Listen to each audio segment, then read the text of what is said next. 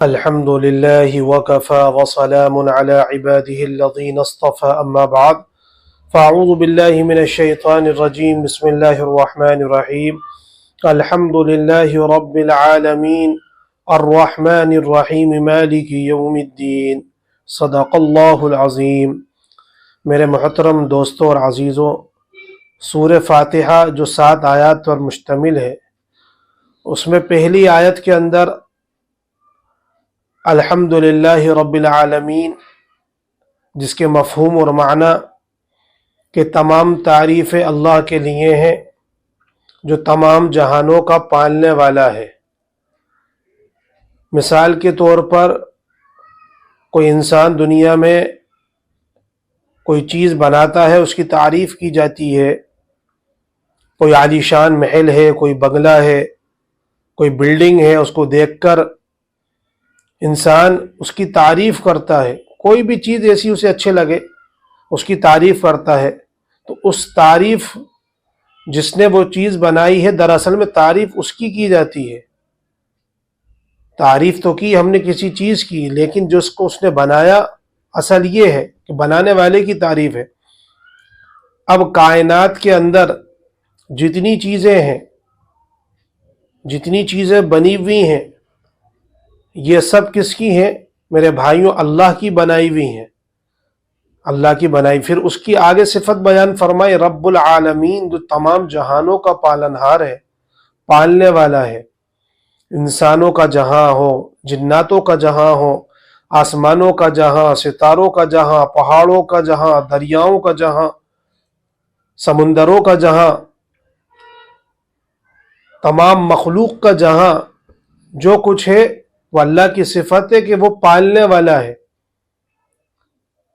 وہ ہم سب کا پالنہار ہے۔ اس کی حکمت، اس کی مصلحت،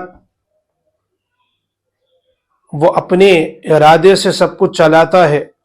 فَإِذَا أَرَادَ شَيْئًا أَن يَقُولَ لَهُ كُن فَيَكُونُ، جب وہ کسی چیز کا ارادہ کر لے، کسی چیز کو بنانے کا یا کسی کام کو کرنے کا، تو اللہ کو کسی چیز کی ضرورت نہیں پڑتی کہ اسے کسی مٹیریل کی ضرورت پڑ رہی ہے۔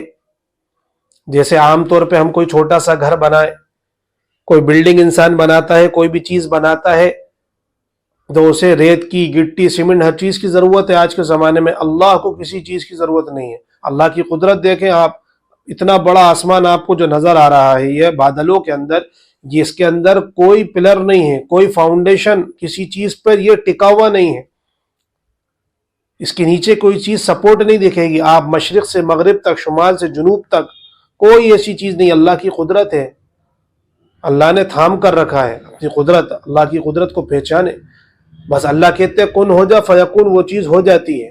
یہ اللہ کی قدرت ہے۔ اب میرے بھائیو دوستو بزرگو، نعوذ باللہ کسی شخص کے دل کے اندر، دماغ کے اندر یہ خیال آ سکتا ہے جب اللہ تعالیٰ پالنے والے ہیں اور اللہ اپنی حکمت اور مصلحت سے چلاتے ہیں، تو بہت سے اور تمام کام اللہ کے قابل تعریف ہیں کہ جتنی تعریف کی جائے اتنی کم ہے۔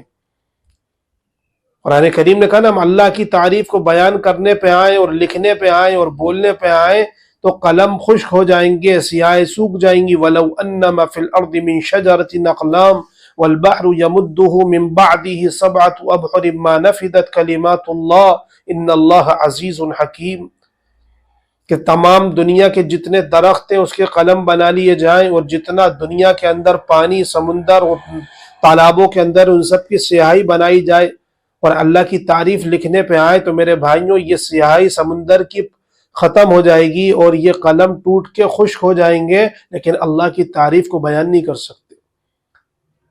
اللہ ایسا قابل تعریف ہے، اللہ اکبر، وہ ایسی ذات ہے، اس کا ہر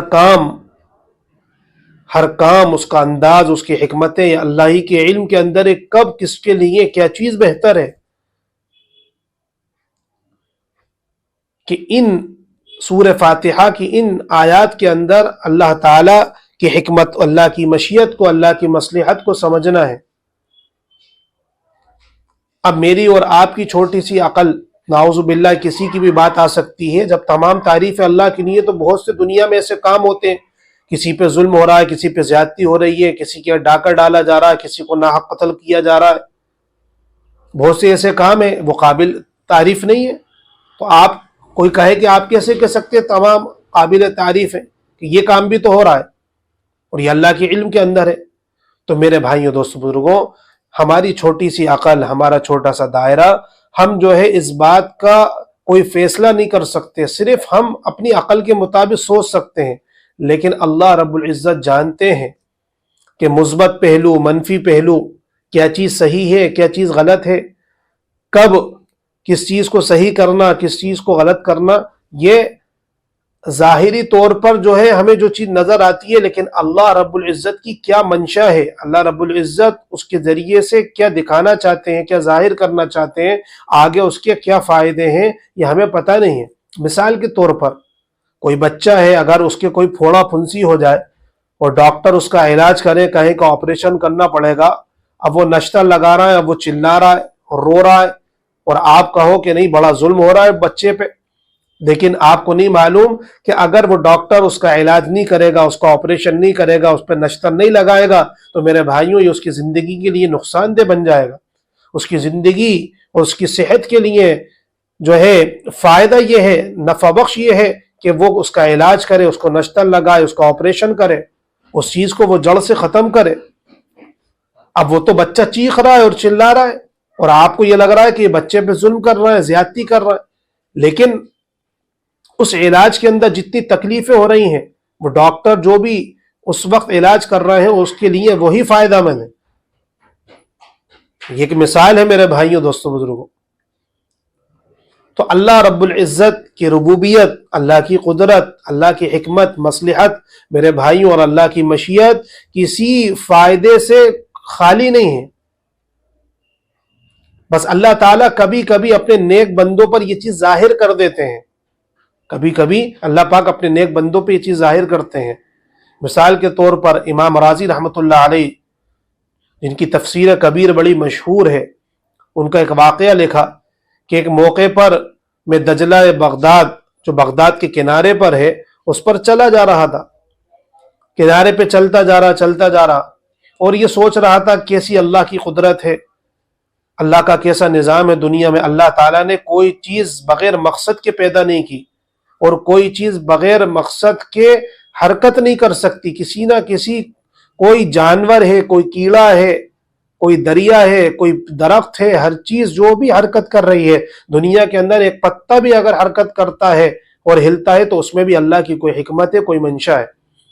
چنانچہ میں چلا جا رہا تھا، دیکھا تو میرے آگے ایک بچھو آیا، اور میں نے دیکھا یہ بچھو اب وہ بھی چلنے لگا. تو میں نے یہ عزم ارادہ کرا کہ میں اس کا تعاقب کرتا ہوں، اس کا بھی کوئی ارادہ ہے، یہاں یہ جو چل رہا ہے بچھو میرے آگے آگے. چنانچہ وہ بزرگ ان کے پیچھے ہو گئے، چلنے لگا. وہ جاتے جاتے کنارے پہ، دجلہ کے کنارے جا کے وہ کھڑا ہو گیا.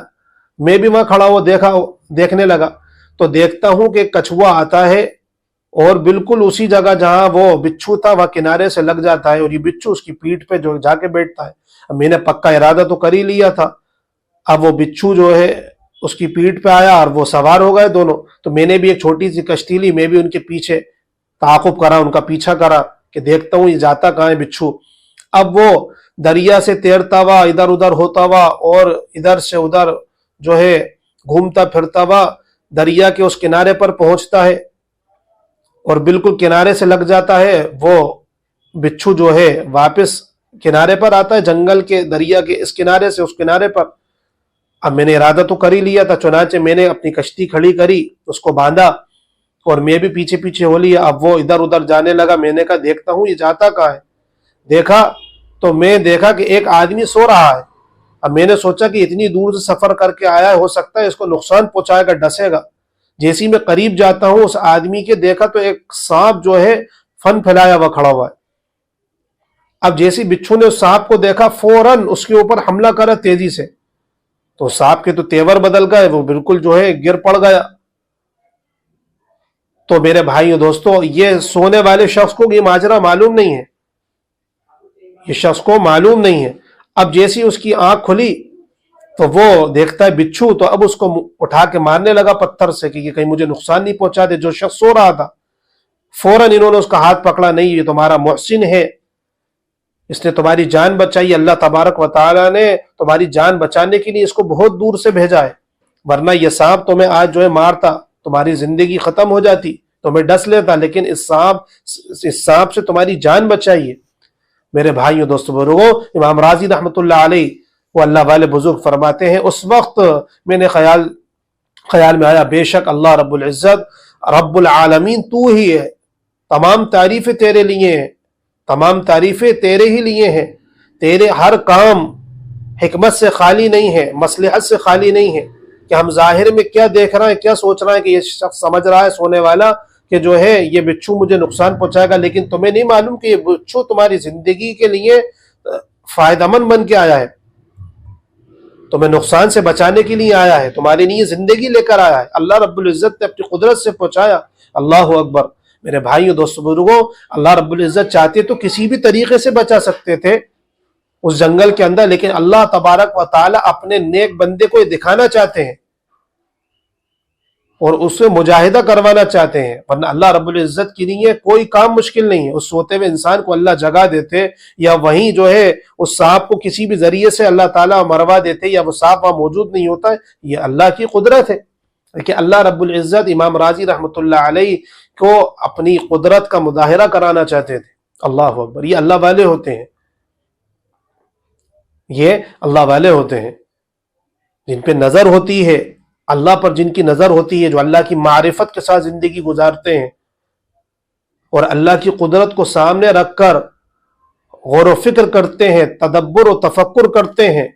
کائنات میں جتنی چیزیں بنائی ہیں اللہ رب العزت نے, وہ حکمت اور مصلحت سے خالی نہیں ہیں. آسمان اور زمین, ان فی خلق السماوات والارض ویتفکرون فی خلق السماوات والارض ربنا ما خلقت هذا باطلا سبحانك فقنا عذاب النار. میرے بھائیوں دوستو بزرگوں, اس لیے تمام علماء کابرین محدثین نے ہمیں اس بات کی تعلیم دی ہے, لوگوں اللہ کو پہچان کر زندگی گزارو. تم اللہ کو پہچان کر زندگی گزارو گے, اللہ کی معرفت کے ساتھ, اللہ کے احکامات کے ساتھ, نبی کے دین کے ساتھ, نبی کی سنتوں کے ساتھ, اللہ رب العزت تمہاری دنیا میں سکون, امن, اطمینان دیں گے. اور جیسا بھی فی الحال آئے گا تم اس حال کے اندر اللہ سے راضی رہو گے, جمے رہو گے, استقامت کے ساتھ, اخلاص کے ساتھ. یہ اللہ کا وعدہ ہے میرے دوستو. کوئی چیز اللہ کی حکمت سے خالی نہیں. آپ نے سنا ہوگا حضرت موسیٰ علیہ السلام اور خضر علیہ السلام کا واقعہ, کہ حضرت موسیٰ علیہ السلام ایک مجلس میں تقریر کر رہے ہیں, کسی نے پوچھا, سوال کیا کہ آپ سے بڑا بھی کوئی عالم ہے؟ انہوں نے کہا مجھ سے بڑا کوئی عالم نہیں ہے, بلکہ جواب یہ دینا تھا کہ اللہ ہی سب سے بڑا عالم ہے, اللہ جاننے والے ہیں. اللہ کو یہ بات بڑی ناگوار گزری. اللہ تبارک و تعالیٰ نے کہا تم سے بھی بڑا عالم ہے, اور تم اپنے سے, وہ کہاں ملے گا اللہ تعالیٰ, ان سے کہاں ملے. حضرت خضر علیہ السلام کے بارے میں فرمایا اللہ تبارک و تعالیٰ نے, کہا تم اپنے ساتھ ایک مچھلی رکھ لو, جہاں وہ گم ہو جائے بس وہیں وہ آدمی تمہیں مل جائے گا. چنانچہ حضرت موسیٰ علیہ السلام نے سفر کرا, اور حضرت یوشع علیہ السلام آپ کے ساتھ تھے. جب ایک جگہ سوئے اور آگے بڑھ گئے, حضرت یوشع علیہ السلام انہیں بتانا بھول گئے, ایک دم یاد آیا انہیں سفر میں کہ مچھلی کہاں ہے. کہا جب ہم سوئے تھے تو وہ سمندر میں مچھلی چلی گئی تھی.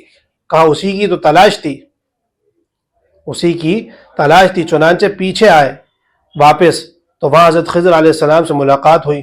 کہا کہ میں آپ کے ساتھ رہنا چاہتا ہوں. کہا کہ تم میرے ساتھ نہیں رہ پاؤ گے, کہ میں کچھ دن گزارنا چاہتا ہوں, کہ تم صبر نہیں کر پاؤ گے. نہیں, میں انشاءاللہ صبر کر لوں گا.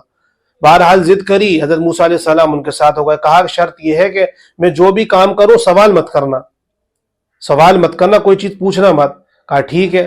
اب گئے, ایک دریا آئی, وہاں ایک کشتی میں بیٹھ گئے. کشتی والی نے اجرت نہیں لی. اب کشتی میں سوار تھے, انہوں نے ایک تختہ توڑ دیا حضرت خضر علیہ السلام نے. اب یہ گھبرا گئے کہ ایک تو انہوں نے اجرت نہیں لی, اور جو ہے اوپر سے ان کے تختہ توڑ دیا کشتی کا. تو یہ تھوڑے سے ناراض ہوا. کہا کہ میں نے کہا تھا کچھ بولنا مت, صبر کرنا. چنانچہ ٹھیک ہے, اب وہ کنارے پہ چلے گئے. دیکھا تو ایک بچہ معصوم سے کھیل رہا ہے, اس کو قتل کر دیا, اس کی گردن کاٹ دی حضرت خضر علیہ السلام نے. اللہ تبارک و تعالیٰ نے انہیں علم سے نوازا تھا, ہر چیز جانتے تھے. اب اللہ کی حکمت مصلحت میں دوستو بزرگوں آپ کو سمجھا رہا ہوں.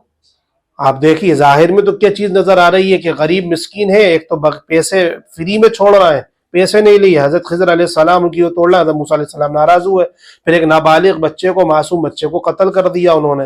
اس پہ گھبرائے اور بہت زیادہ غصہ ہوئے, تو کہا کہ میرا تمہارا ساتھ نہیں ہے. کہا آخری بار اگر اب میں کروں تو پھر آپ مجھے آگے مت لے جانا. خیر بہرحال ایک بستی میں پہنچے سفر کر کے. دو کام ہو گئے. وہاں پہنچے تو بستی والوں سے کہا ہماری مہمان نوازی کر دو, کچھ کھلا دو. وہ کچھ بخیل لوگ تھے, انہوں نے کچھ بھی نہیں کہا. کہ دیوار ٹوٹی ہوئی تھی وہاں پہ, ایک وہ دیوار کی مرمت کر دی حضرت خضر علیہ السلام نے, اس کو کھڑا کر دیا, اچھے سے تیار کر دی اس بستی کے اندر, گاؤں کے اندر. تو حضرت موسیٰ علیہ السلام نے کہا کہ ان بستی والوں کہ ہم نے یہ کام کرا ہے, اس کی کچھ اجرت لے لیتے تاکہ ہم کچھ کھا پی لیتے, ہمارا پیٹ بھر جاتا. کہا میرا تمہارا ساتھ ختم ہے. اب میں تمہیں حقیقت بتاتا ہوں کہ یہ سارا ماجرا کیا پیش آیا.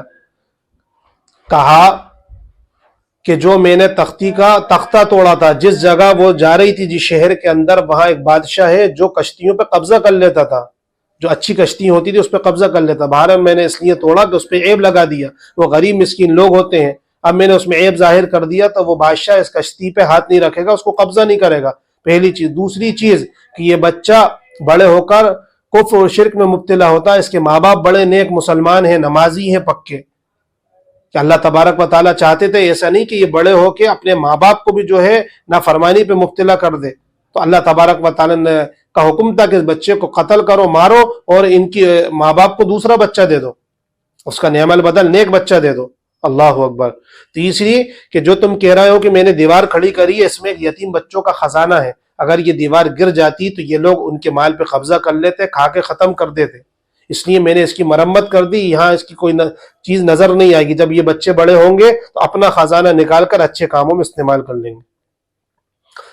اب میرے بھائیوں دوستوں بزرگوں, ہم غور کریں, سوچیں کہ ہم کتنے نادان, ہماری عقلیں چھوٹی, ہمارا فہم چھوٹا, ہماری سوچ چھوٹی, ہر چیز چھوٹی ہے. اللہ کی حکمتیں مصلحتیں کتنی بڑی ہوئی ہیں.